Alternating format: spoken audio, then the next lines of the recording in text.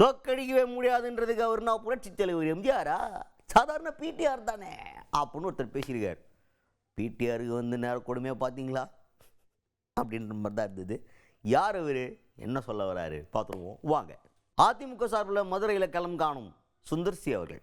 S, the same இயக்குனர் சுந்தர்சி அவர் வந்து அதிமுக சார்பாக இப்போ போட்டிடுறாரு. அதுவும் சும்மா இல்லை, மதுரையில் போயிட்டு பழனிவேல் தியாகராஜனை எதிர்த்து நிற்கிறார். அங்கே பேசும்போது தான் அவர் என்ன சொல்கிறாரு, ஃபஸ்ட்டு இப்போ எப்படி எதிர்த்து நீங்கள் போகிறீங்கன்னு கேட்ட கேள்வி என்கிட்ட பதில் இல்லை.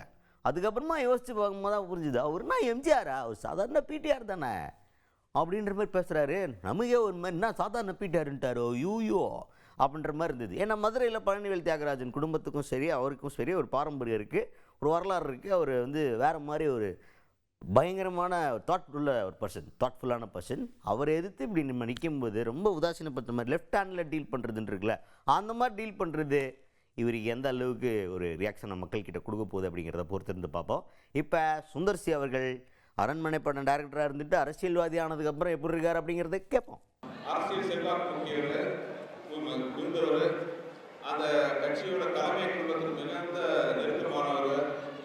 இவரெல்லாம் ஜெயிக்க முடியுமா அப்படின்னு கேட்டாங்க. நான் பதில் சொல்றேன்னு சொன்னேன். இப்போ உங்களெல்லாம் பார்க்கும்போது எனக்கு ஒரு மிகப்பெரிய தைரியம் வந்திருக்கு. அந்த கேள்விக்கான பதிலுக்கு இப்பதான் தெரியுது.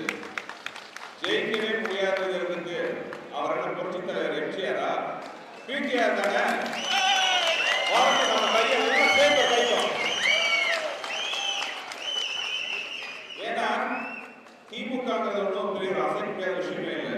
அவங்க பலமே தங்களை பலமா இருக்கிற மாதிரி காட்டிக்கிறது தான்.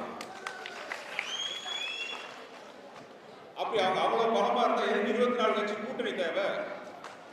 ஒண்ணு சொல்றேங்க, கூட்டமா இருக்கிறதெல்லாம் கூட்டணி கிடையாது. கூடி